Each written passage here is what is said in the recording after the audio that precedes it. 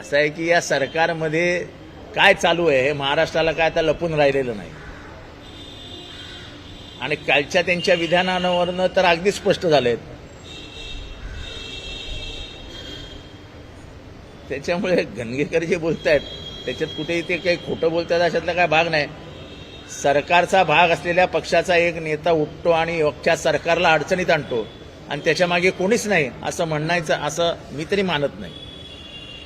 मला त्याच्या पुढे जाऊन सांगायचं आहे, जैन बोर्डिंगचं जसं प्रकरण आहे तसं ठाण्यामध्ये एक रतनशी प्रेमजी ट्रस्टचं प्रकरण आहे आणि त्याच्यातही या सरकारमधले काही मंत्री इन्व्हॉल्व आहेत. जवळजवळ 1500 कोटी रुपयाची जमीन 100 कोटीमध्ये आणि त्यातले फक्त 2 कोटी रुपये देऊन लाटण्याचा प्रकार झाला.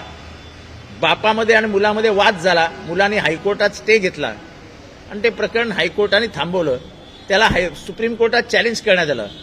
कालपर्यंत ठाणे महानगरपालिका या प्रकरणात दखल घेत नव्हती. अचानक ठाणे महानगरपालिका आता सर्वोच्च न्यायालयात पोहोचली. जी ठाणे महानगरपालिका उच्च न्यायालयात गेलीच नव्हती ती वरती पोचते.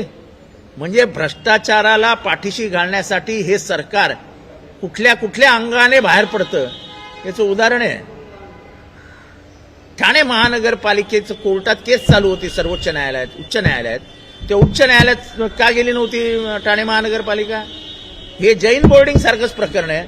फक्त जैन बोर्डिंगमध्ये खूप मोठी बोंबाबोंब झाली आणि संपूर्ण सरकार अडचणीत येते म्हटल्यावर मुख्यमंत्र्यावर त्याच्यावर स्थगिती देऊन चॅरिटी कमिशनरीने ते कॅन्सल केलं आणि आपलं तोंड पडदा टाकण्याचा प्रयत्न केला.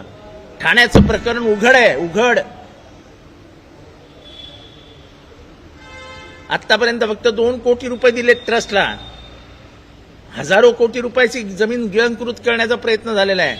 त्या ट्रस्टच्या ट्रस्टीजवरती 5 FIR पडलेत, 5 FIR. आजपर्यंत पोलिसांनी एकाही FIR वर कारवाई केलेली नाही. या ट्रस्टच्या जमिनी अशाच खायच्या या सरकारचा नवीन प्लॅन दिसतोय.